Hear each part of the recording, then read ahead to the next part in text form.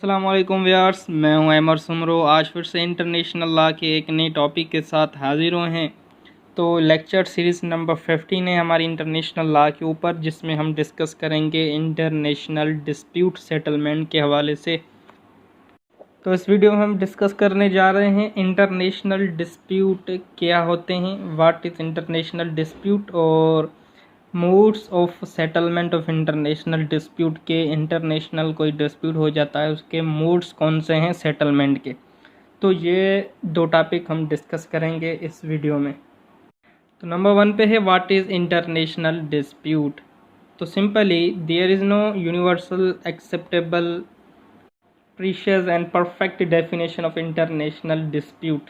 In a wide sense, international disputes means a disagreement on a point of law or fact of conflict of legal view or of interest between the state. Simply international dispute की ना ही कोई universal acceptable ना ही कोई perfect definition अब तक दी गई है international dispute की। तो वाइड सेंस में देखा जाए इंटरनेशनल डिस्प्यूट मीन्स के किसी भी पॉइंट ऑफ लॉ के ऊपर, किसी भी फैक्ट के ऊपर, किसी भी लीगल व्यू, लीगल पॉइंट के ऊपर डिसएग्री करना, जिसमें वो एग्रीमेंट जिसमें दोनों स्टेट के कोई ना कोई इंटरेस्ट हो, कोई ना कोई मफाद हो, जिसमें दोनों में से कोई भी एक स्टेट कोई भी पॉइंट ऑफ लॉ के ऊपर, कोई भी एक पॉइंट, कोई भी फैक्ट या कोई भी लीगल व्यूज़ के ऊपर डिसएग्री हो, डिसएग्रीमेंट हो, उसके बाद क्या होता है, उस स्टेट के बीच में कॉन्फ्लिक्ट पैदा हो जाता है, स्टेट के बीच में डिस्प्यूट पैदा हो जाता है। तो ये होता है इंटरनेशनल डिस्प्यूट। जो स्टेट टू स्टेट के बीच में अगर कोई कॉन्फ्लिक्ट होता है, कोई डिस्प्यूट होता है, उसको कहा जाता है इंटरनेशनल डिस्प्यूट। तो मेन रीज़न यही है डिस्प्यूट का कि किसी भी पॉइंट ऑफ लॉ के ऊपर, किसी भी फैक्ट के ऊपर या किसी भी लीगल व्यूज़ के ऊपर वो स्टेट्स जो हैं डिसएग्री होती हैं। तो इंटरनेशनल डिस्प्यूट बहुत सारे इश्यूज, बहुत सारे एक्टिविटीज़ के ऊपर होता है, जैसे कि नेचुरल रिसोर्स के ऊपर कोई एग्रीमेंट की, तो उसके ऊपर उसके फैक्ट के ऊपर, लीगल व्यूज़ के ऊपर स्टेट्स के बीच में कॉन्फ्लिक्ट पैदा हो गया, डिसएग्रीमेंट हो गई। या एथनिक के ऊपर, रिलीजियस के ऊपर तो बहुत सारे पॉइंट आउट होते हैं, पॉइंट ऑफ लॉ के ऊपर कॉन्फ्लिक्ट पैदा होते हैं रिलीजियस डेमोग्राफी के ऊपर। या एम्बिगुअस ट्रीटी, अगर कोई ऐसी ट्रीटी हम कर रहे हैं जिसमें कोई चीज़ क्लियर लिखी नहीं हुई है, उसके बाद हम किसी भी पॉइंट के ऊपर डिसएग्री कर बैठ जाएं कि हमें ये जो है कबूल नहीं है, ये चीज़ जो है एम्बिगुअस है, क्लियर नहीं है, ये ऐसे होनी चाहिए थी, इधर आपने ऐसे कर दिया, तो उसके ऊपर भी हम डिसएग्री करते हैं उस पॉइंट के ऊपर। उसके बाद कॉन्फ्लिक्ट पैदा होता है, झगड़ा शुरू हो जाता है, डिस्प्यूट होता है। तो इंटरनेशनल डिस्प्यूट के बाद उसका सबब जो है क्रिमिनल एक्शन भी हो सकता है। अगर दो स्टेट्स के बीच में इंटरनेशनल डिस्प्यूट चल रहा है तो दोनों में से कोई भी स्टेट या दोनों स्टेट्स क्रिमिनल एक्शन भी ले सकती हैं, या टेररिज्म करे, या दोनों आपस में झगड़ा भी कर सकती है, वार कर सकती है, इवन जेनोसाइड भी कर सकती है। अगर के जो है डिस्प्यूट की नेचर देखी जाती है कि डिस्प्यूट किस नेचर का है क्रिम, तो उसमें उस हिसाब से एक्शन लिया जाता है इंटरनेशनल लेवल पे। ये याद रखना कि दो स्टेट्स के बीच में जो डिस्प्यूट हो, दो या दो से ज़्यादा रियासतों के बीच में, स्टेट्स के बीच में, कंट्री के बीच में कोई झगड़ा, कोई कॉन्फ्लिक्ट हो, उसको हम कहेंगे इंटरनेशनल डिस्प्यूट। तो ये था इंटरनेशनल डिस्प्यूट का कॉन्सेप्ट के इंटरनेशनल डिस्प्यूट होते क्या है। अब चलते हैं moods of international dispute settlement.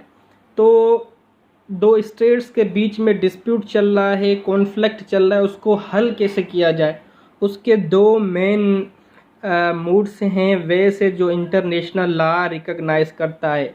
Number 1 है एमिकेबल और पीसफुल मेथड ऑफ सेटलमेंट, के एक अमन और शांति के तहत अगर हम कोई डिस्प्यूट को सोल्व कर रहे हैं वो होगा amicable peaceful method of settlement. दूसरा कोएर्सिव और फोर्सफुल मेथड। तो अगर स्टेट्स, रियासतें जो है पीसफुल मैनर में समझ नहीं रही तो उसके ऊपर हम फोर्सफुली दबाव डाल के उसके साथ जो है वो मसला हल कर सकते हैं। तो बेसिकली ये दो मोड्स हैं जिसे इंटरनेशनल लॉ रिकॉग्नाइज करती है। तो ये हमारी वीडियो जो है लेक्चर पार्ट 1 है, जिसमें हम डिस्कस करेंगे इमिकेबल और पीसफुल मेथड। क्योंकि ये टॉपिक बहुत बड़ा है इसलिए हमने दो हिस्सों में बांटा है। नंबर 1 मूड हम पार्ट 1 में डिस्कस करेंगे, नंबर 2 पार्ट 2 में डिस्कस करेंगे। तो आज बेसिकली हम पीसफुल मेथड्स को डिस्कस करने वाले हैं। तो इमिकेबल और peaceful method of settlement, the charter of United Nation has recognized the peaceful settlement of dispute as one of the principle of United Nations. According to the Article 2, Para 3, all members shall settle their international dispute by peaceful means. The various means of settling dispute may be enumerated as follows. तो simply जो charter है United nation का वो recognise करता है peaceful settlement of international dispute को। और article number 2 पारा 3 यूनाइटेड नेशन का आर्टिकल नंबर 2 पारा 3 में भी ये डिफ़ाइन किया गया है कि जो मेंबर्स स्टेट्स हैं यूनाइटेड नेशन की, उसके बीच में अगर कोई डिस्प्यूट हो जाता है तो वो अपना डिस्प्यूट पीसफुल मैनर से, अमन व शांति वाले तरीके से सेटल कर सकता है अपना डिस्प्यूट। तो उसके कुछ डिस्प्यूट के कुछ मेथड्स दिए गए हैं, कुछ तरीके बताए गए हैं जिसके तहत आप जो है डिस्प्यूट को सेटलमेंट कर सकते हैं। नंबर 1 पे है negotiation, number 2 good offices, number 3 है mediation, number 4 international commission of inquiry, number 5 conciliation, number 6 arbitration, number 8 judicial settlement through international court of justice ICJ। तो बेसिकली ये 8 मेथड्स हैं, 8 वेज हैं जिससे हम अपना इंटरनेशनल डिस्प्यूट सॉल्व कर सकते हैं पीसफुल मैनर से। नंबर 1 पे है निगोशिएशन। तो निगोशिएशन टर्म से, वर्ड से ही आप समझ गए होंगे कि मैं क्या बात करने जा रहा हूँ। चलो आए डिस्कस करते हैं, जैसे कि आपका कॉन्सेप्ट क्लियर हो जाए कि निगोशिएशन होता क्या है। तो simply when disputant state settle their dispute by discussion, table talk, conference और conversation, the procedure is called negotiation. तो इधर मैंने सिंपली डिफ़ाइन किया है कि जैसे कि आपको कोई कन्फ्यूजन ना हो, जब डिस्प्यूटेंट स्टेट जो स्टेट्स के बीच में डिस्प्यूट चल रहा है, जिस स्टेट के बीच में कॉन्फ्लिक्ट चल रहा है, तो वो अपना डिस्प्यूट वो सेटल करते हैं थ्रू डिस्कशन, बैठकर डिस्कस करते हैं अपने मसाइल को, कहाँ पर हम जो है डिसएग्री हुए हैं, या टेबल टॉक करते हैं, या कोई कॉन्फ्रेंस करते हैं, या आपस में कन्वर्सेशन करते हैं उस मसले का हल निकालने के लिए। तो ये जो प्रोसेस है उसको हम निगोशिएशन कहेंगे, कि सिंपली डिस्कशन के थ्रू, टेबल टॉक के थ्रू या कन्वर्सेशन के थ्रू अगर कोई मसला हम सॉल्व कर रहे हैं, सेटल कर रहे हैं, तो उस प्रोसीजर को निगोशिएशन कहा जाता है। और दूसरी बात याद रखना कि निगोशिएशन हमेशा दोनों डिस्प्यूटेंट स्टेट के हेड के बीच में हो सकती है, या तो उनके जो डिप्लोमेटिक एजेंट्स होंगे उन दोनों के बीच में डिस्कशन होगी। ये 2 पर्सन्स हैं जिसके थ्रू इंटरनेशनल डिस्प्यूट हम सॉल्व कर सकते हैं through negotiation. Head of state और डिप्लोमेटिक एजेंट्स दोनों स्टेट्स के बैठकर बातचीत करें, दैट इज़ अ निगोशिएशन। तो निगोशिएशन एक सबसे सिंपल और सबसे पहला जो तरीका है डिस्प्यूट को सेटल करने का, और इसमें जो है म्यूचुअल कंसर्न दोनों पार्टीज़ की होनी लाजमी है, क्योंकि दोनों पार्टीज़ म्यूचुअल कंसेंट होगी, दोनों की रजामंदी होगी, रास्ता होगा, तो ही डिस्कशन होगी, तो ही टेबल टॉक होगी, तो ही मसला हल हो सकता है। म्यूचुअल कंसेंट नहीं है तो मसला कैसे हल होगा? तो दोनों डिसएग्री होंगे दोनों के ऊपर। तो इसमें जो है म्यूचुअल कंसेंट होना लाजमी है। दोनों चाहेंगे हमारा जो मसला है वो पीसफुल मैनर में सॉल्व हो जाए। तो उसके लिए बेस्ट नंबर 1 वे है नेगोशिएशन। तो फॉर एग्जांपल कुछ एग्जांपल मैं आपको दूंगा जिससे कि आपका कॉन्सेप्ट और ज़्यादा क्लियर हो जाए। तो India and Pakistan settle their outstanding difference in the Shimla conference 1976। तो इंडिया और पाकिस्तान ने अपना डिस्प्यूट सेटल किया थ्रू शिमला कॉन्फ्रेंस 1976 में जो शिमला कॉन्फ्रेंस हुई थी इंडिया एंड पाकिस्तान में, तो उन्होंने अपना डिस्प्यूट को सेटल किया, बातचीत कर अपना जो मसाइल था उसको हल किया। India and Bangladesh settle Farakka barrage gun fire issue through negotiation. तो इंडिया एंड बांग्लादेश के बीच में जो गन फायर इशू था, फराक्का बैराज के ऊपर जो गन फायर इशू था, तो उन्होंने भी through negotiation, discussion, table talk के थ्रू उन्होंने अपना मसला को सेटल किया, अपने मसले को हल किया, सॉल्व किया। Number 3, India and Sri Lanka settle their boundary dispute through negotiation. India और श्रीलंका के बीच में जो बाउंड्री टेरिटरी का जो डिस्प्यूट चल रहा था 1944 में, तो उन्होंने भी थ्रू नेगोशिएशन के थ्रू कन्वर्सेशन के थ्रू अपना डिस्प्यूट को सॉल्व किया। और Australia and New Zealand settle their dispute by negotiation. तो ऑस्ट्रेलिया न्यूजीलैंड के बीच में भी डिस्प्यूट चल रहा था, उन्होंने 1961 में बैठकर बातचीत की, दोनों की म्यूचुअल कंसर्न थी, दोनों राज़ी हुए, तो उन्होंने अपना मसला हल किया थ्रू नेगोशिएशन। तो ये कॉन्सेप्ट था नेगोशिएशन का। नंबर 2 पे है गुड ऑफिसेस। तो सिंपली गुड ऑफिसेस मीन्स के गुड फेथ। तो डिस्कस करते हैं हम गुड ऑफिसेस को। When parties refuse to negotiation or when they fail to negotiation, they may take assistance of the third party. Third party may be appointed by the parties themselves or by the Security Council. Third party may be state or an individual. तो simply means good offices means कि अगर कोई third state अपनी good faith में किसी state का dispute solve करवाना चाहती है तो वो भी करवा सकती है, पर शर्त क्या है? पहले वो करे नेगोशिएशन, आपस में बातचीत करें। अगर नेगोशिएशन में वो नहीं बनते, वो फिर से डिसएग्री होते हैं, तो दूसरा मेथड हमारे पास है गुड ऑफिसेस, गुड फेथ के थर्ड स्टेट जो है अपनी खुशी से वॉलेंटरली अपनी खुशी से जो है उसको थर्ड स्टेट जो है आए उन दोनों का मसला सॉल्व करें, या तो उस थर्ड स्टेट को वो दोनों पार्टीज मीन्स के दो स्टेट्स उन दोनों में से कोई भी थर्ड स्टेट को हायर करे या उसको अपॉइंट करे कि आप अपना जो है ना हमारा मसला हल करवाए, या सिक्योरिटी काउंसिल कोई थर्ड स्टेट को अपॉइंट करे कि आप जो है इसका मसला हल करवाएं। जैसे कि for example India and Pakistan के बीच में डिस्प्यूट चल रहा है, इन दोनों ने टेबल टॉक भी की, नेगोशिएशन भी की, बट उसमें फेल हो गए।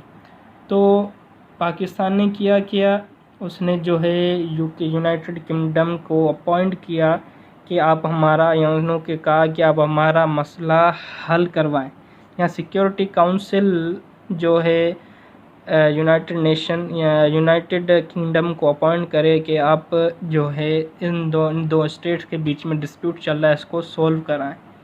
तो गुड ऑफिसेस में जो है अपॉइंट करना पड़ता है स्टेट को अपॉइंट किया जाता है, थर्ड पार्टी को अपॉइंट किया जाता है गुड ऑफिसेस में। जैसे कि prime minister of United Kingdom mister Wilson provide his good faith to India and Pakistan which resulted in the parties to reach an agreement to refer Kachcha issue to an arbitral tribunal। तो prime minister of United kingdom का जो prime minister था mister वेल्सन, उसने अपनी good faith में, अपनी good offices में India और पाकिस्तान के बीच में जो डिस्प्यूट चल रहा था उन दोनों के बीच में एग्रीमेंट करवाई, और उस एग्रीमेंट को उसने जो है कच्चा इशू जो है आर्बिट्रल ट्रिब्यूनल में रिफर्स कर दिया। तो ये होती है गुड ऑफिसेज। नंबर 2 एग्जाम्पल है हमारे पास, इन द ईयर 1949 1949 में the security council rendered good office in the dispute between the Netherland government and Republic of Indonesia. तो सिक्योरिटी काउंसिल ने अपनी गुड ऑफिसेस की तरह अपने आप को अपॉइंट किया है, तीसरी स्टेट को अपॉइंट कर जो दो स्टेट्स के बीच में डिस्प्यूट था, Netherland of government and Republic of India and Indonesia, दोनों के बीच में डिस्प्यूट को सॉल्व करवाया। तो ये कॉन्सेप्ट था गुड ऑफिसेस का कि थर्ड स्टेट को अपॉइंट किया जाए है, या स्टेट दोनों में से कोई भी एक स्टेट अपॉइंट करे या सिक्योरिटी काउंसिल अपॉइंट करे, ये होता है कॉन्सेप्ट गुड ऑफिसेस का। नंबर 3 पे है मेडिएशन। तो in simple words, when the third party participate in the discussion along with the disputant state and also give its own proposal or suggestion in resolving the dispute, it is called mediation। तो simple words में मेडिएशन means के third party जो है discussion conference negotiation में part ले, उसमें हिस्सा ले, डिस्प्यूटेंट स्टेट के साथ साथ थर्ड पार्टी उस डिस्कशन में अवेलेबल हो। तो सारा मसला सुनने के बाद थर्ड स्टेट अपना प्रपोज़ल दे या सजेशन दे उस डिस्प्यूट को सॉल्व करने के लिए, उसको कहा जाएगा मेडिएशन। मेडिएशन में जो थर्ड स्टेट होती है वो अपना एक्टिवली पार्ट परफॉर्म करती है नेगोशिएशन में, डिस्कशन में, ताकि वो दोनों स्टेट अपना मसला सॉल्व कर दे, उस फैक्ट को भी जान लेती है थ्रू नेगोशिएशन। तो इस प्रोसेस को कहा जाता है मेडिएशन। और गुड ऑफिसेस में किया था कि थर्ड स्टेट को अपॉइंट किया जाता, उसने एक्टिवली अपना रोल प्ले नहीं किया था, उसको सिक्योरिटी काउंसिल या स्टेट खुद अपॉइंट करती हैं कि अपना मसला हल करवाए। तो मेडिएशन में क्या होता है कि थर्ड पार्टी डिस्कशन में हिस्सा लेती है, डिस्प्यूटेंट स्टेट के बीच में डिस्कशन में हिस्सा लेती है, उसके बाद वो फैक्ट को, उस लीगल व्यूज़ को देखकर प्रपोज़ल देती है या सजेशन दे दूसरी स्टेट को कि मैं आपका मसला सॉल्व कर सकता हूँ, मुझे आपके डिस्प्यूट का मालूम है। तो उस प्रोसेस को मेडिएशन कहा जाता है। The mediation presupposes the active participation of the third state in negotiation, but the mediator suggestion have no binding force and the participants are free to accept or reject or modify them। तो simply मेडिएशन में क्या होता है, जो mediators होते हैं means के जो पर्सन थर्ड पार्टी जो डिस्कशन में हिस्सा ले रही है उसको मेडिएटर कहा जाएगा। वो एक्टिवली अपना पार्ट परफॉर्म करेंगी, पार्टिसिपेशन करेंगी नेगोशिएशन में, डिस्कशन में, फिर वो अपनी सजेशन देंगी। तो ये बात याद रखना कि थर्ड स्टेट जो सजेशन देगी, जो प्रपोज़ल देगी, वो उन स्टेट्स के ऊपर बाइंड नहीं होगा, उस दोनों स्टेट्स के ऊपर है कि उसका प्रपोज़ल एक्सेप्ट करे या रिजेक्ट करे या मॉडिफाई करे, वो स्टेट के ऊपर डिपेंड होता है। तो ये कॉन्सेप्ट था मेडिएशन का। जैसे कि Soviet Union president Kosygin mediated in the dispute between India and Pakistan which result in the conclusion of Tashkent agreement in 1966। तो सोवियत यूनियन का प्रेसिडेंट उसने जो है प्रपोज़ल, उसने जो है इंडिया एंड पाकिस्तान के बीच में जो डिस्प्यूट चल रहा था उसके बीच में, उसकी डिस्कशन में, उसकी नेगोशिएशन में प्रेसिडेंट ने हिस्सा लिया, अपना एक्टिवली रोल प्ले किया और उसने प्रपोज़ल दिया इंडिया और पाकिस्तान के मैं आपका मसला सोल्व कर सकता हूँ, मुझे फैक्ट का पता है। तो उसने उस मसले को सॉल्व किया। उसकी रिज़ल्ट में क्या हुआ, उन दोनों के बीच में ताशकंद एग्रीमेंट हुई 1966 में। तो ये था कॉन्सेप्ट सिंपल वर्ड में मेडिएशन का।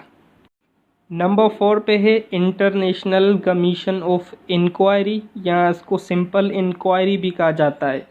तो इंक्वायरी इंटरनेशनल कमीशन है, तो इसके थ्रू भी हम अपना डिस्प्यूट सॉल्व कर सकते हैं। तो इसको हम डिस्कस करते हैं कि इसके थ्रू हम अपना डिस्प्यूट कैसे सॉल्व करेंगे। The main purpose of inquiry is fact finding. जो मेन पर्पज़ है इंक्वायरी का, इंटरनेशनल कमीशन ऑफ इंक्वायरी जो है उसका मेन मकसद है कि फैक्ट को फाइंड करें, असल में जो है डिस्प्यूट चल किस चीज़ के ऊपर रहा है। After some negotiation disputing state में sometime agree to appoint an impartial body to carry out an inquiry. तो नेगोशिएशन के बाद जो डिस्प्यूटिंग स्टेट्स होती हैं नेगोशिएशन में फेल हो जाती हैं, नाकाम हो जाती हैं, नहीं बनती, कोर्ट ऑफिस करती हैं, मेडिएशन करती हैं, उसके बाद भी वो जो है नाकाम हो जाती हैं डिस्प्यूटिंग स्टेट। तो वो जो है कुछ एग्री करती हैं किसी को इम्पार्शियल बॉडी को अपॉइंट करें, या कोई ऐसी इंक्वायरी हम अपॉइंट करें जो हमारा मसला सॉल्व करे। एक कमीशन, एक इंक्वायरी हम बिठाएं जो फैक्ट फाइंड करे, उसके बाद हमारे मसले को सॉल्व करे। The first convention of the Hague conference of 1899 suggested the establishment of the international commission of the inquiry for the international dispute. तो जब पहली कन्वेंशन हुई थी हेग कॉन्फ्रेंस ऑफ 1899 में, तो उस कॉन्फ्रेंस में ये सजेशन दी गई थी कि एक इंटरनेशनल कमीशन ऑफ इंक्वायरी बनाई जाए, एक कमीशन बनाई जाए जिसके तहत हम इंटरनेशनल डिस्प्यूट को सॉल्व कर सके। तो इंक्वायरी एक कमीशन है, उसमें इम्पार्शियल बॉडीज़ होती हैं, न्यूट्रल बॉडीज़ होती हैं।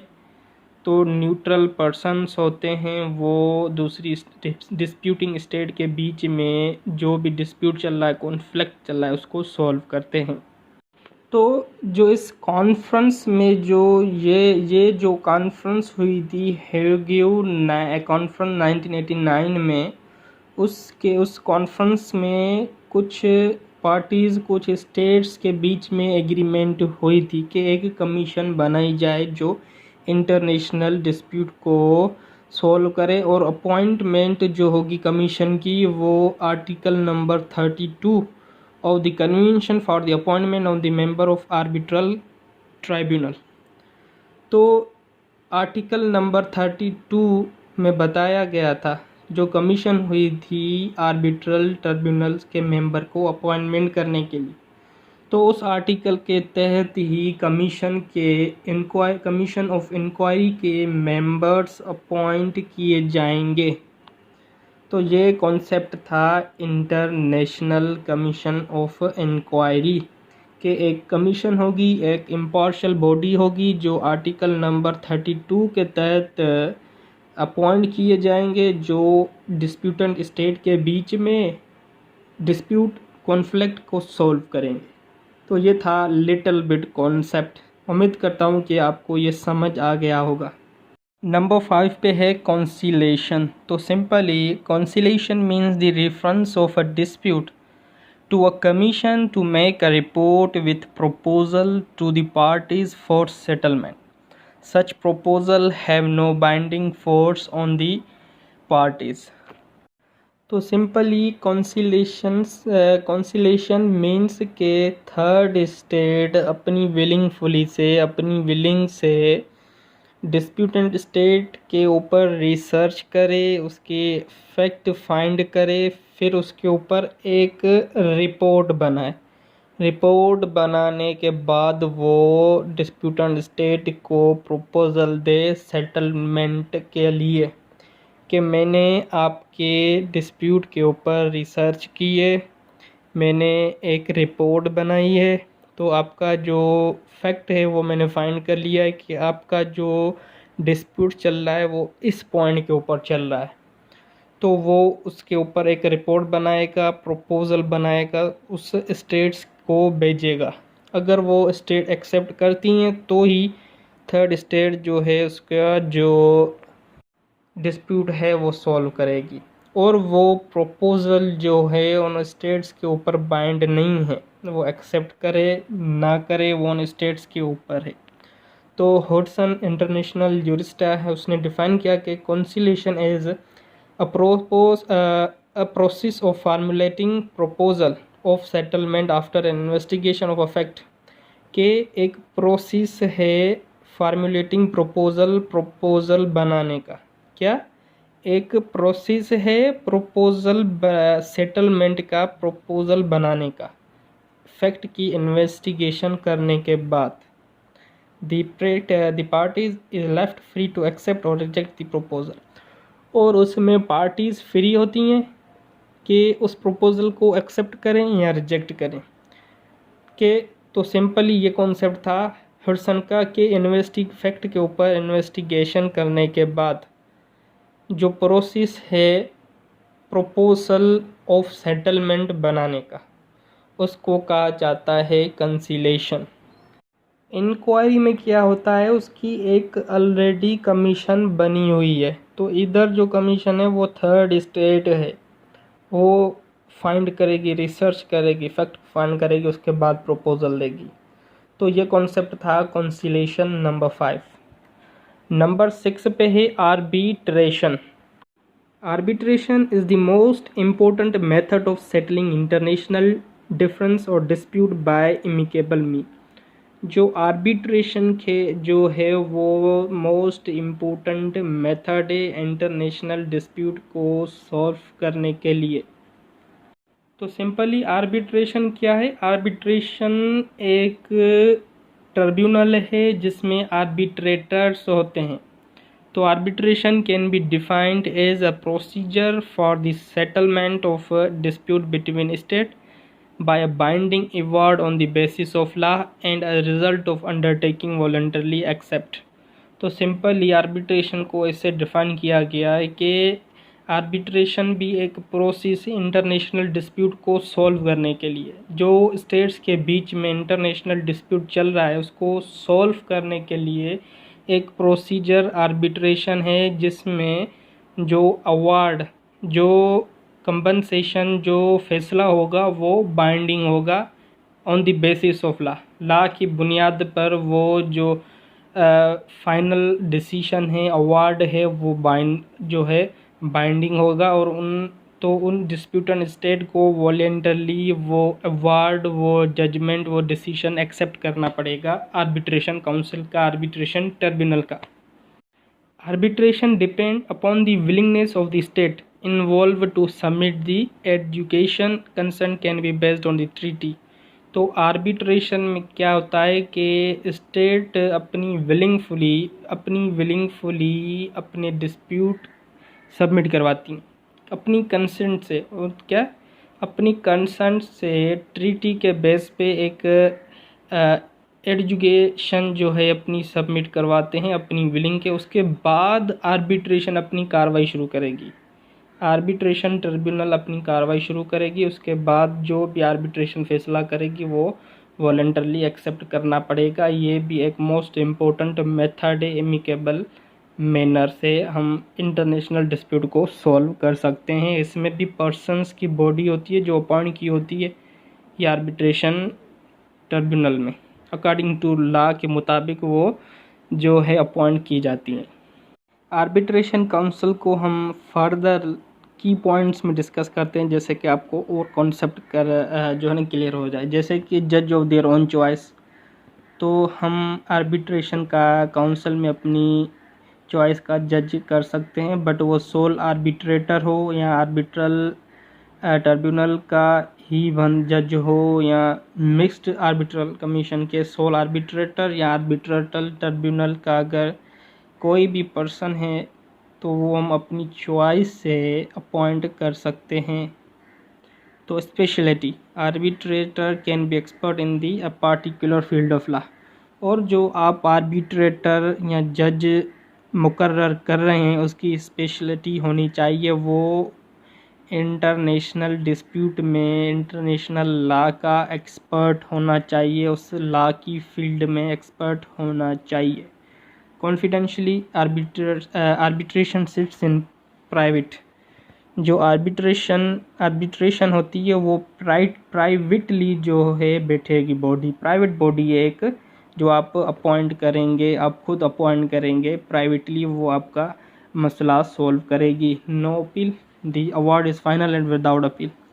और जो आर्बिट्रेशन जजमेंट देगी, जो फैसला करेगी, वो फाइनल होगा, उसमें कोई भी अपील आप नहीं कर सकते आगे कि हम अपील में जाएं, नहीं, अपील का कोई भी कॉन्सेप्ट नहीं है। वो अवार्ड, वो जजमेंट, वो फाइनल होगी। इफेक्टिव इन्फोर्समेंट के 1958 New York convention on the recognition enforcement of foreign arbitrator award. तो इन्फोर्समेंट एप्लीकेबिलिटी जो है न्यूयॉर्क कन्वेंशन के मुताबिक होगी। 1958 में जो न्यूयॉर्क में कन्वेंशन हुई थी, recognition and enforcement of foreign arbitral awards, तो उसके मुताबिक जो है इन्फोर्समेंट होगी। फॉर एग्ज़ाम्पल मैं आपको देता हूँ, एक जजमेंट है, एक डिस्प्यूट है जो आर्बिट्रेटर ने सॉल्व किया था। The settlement of the dispute by arbitration in Alabama of claim between the United Nation और ग्रेट ब्रिटेन। तो आर्बिट्रेटर ने एक डिस्प्यूट सॉल्व किया था, अल्बामा क्लेम, जो यूनाइटेड स्टेट और ग्रेट ब्रिटेन के यूएसए एंड यूके के बीच में एक डिस्प्यूट चल रहा था। तो उन दोनों का जो डिस्प्यूट था वो आर्बिट्रेशन काउंसिल, आर्बिट्रेशन ट्रिब्यूनल ने सॉल्व किया था। और इसमें कुछ कंपनसेशन भी दी थी, अभी मेरे जहन में नहीं कितनी कंपनसेशन दी थी। इसमें जो जजमेंट आई थी, यूनाइटेड किंगडम को कुछ कंपनसेशन देनी पड़ी थी यूनाइटेड स्टेट को। यूके ने यूनाइटेड स्टेट को कुछ कंपनसेशन दी थी, जो आर्बिट्रेशन काउंसिल, आर्बिट्रेशन ट्रिब्यूनल ने फैसला किया था। तो नंबर 7 पे है judicial settlement through international court of justice. तो international court of justice ICJ में भी जो है इंडिपेंडेंट जजेस होते हैं, उसको टास्क, वो भी एक टास्क ये भी दिया गया है कि इंटरनेशनल लेवल पे कोई भी डिस्प्यूट होता है उसको सॉल्व करे। बट इंटरनेशनल कोर्ट में सॉल्व जब जो है केस तब सॉल्व करेगी जब कोई डिस्प्यूटेंट स्टेट जाकर अपना डिस्प्यूट सबमिट कराएगी। अपना सबमिट करवाने के बाद इंटरनेशनल कोर्ट ऑफ जस्टिस उसके ऊपर कार्रवाई करेगा। उसके बाद वो उस डिस्प्यूट को सॉल्व करेगा और उसके जो डिसीजन होगा वो भी इन दो पार्टीज़ के बीच में जो है बाइंडिंग होगा। तो इंटरनेशनल कोर्ट ऑफ जस्टिस एक डिटेल टॉपिक है, इंशाल्लाह हम इसके ऊपर भी जल्दी बात करेंगे। तो इधर मैं जस्ट आपको कॉन्सेप्ट दे रहा हूँ कि इंटरनेशनल कोर्ट है जहाँ पर हम क्लेम कर सकते हैं कि हमारा जो भी मसला मसाइल है, वो डिस्प्यूट है, वो सोल्व कर सकते हैं। तो ये थी हमारी आज की लेक्चर। इंशाल्लाह मिलते हैं नेक्स्ट लेक्चर में, जब तक के लिए अल्लाह हाफिज़।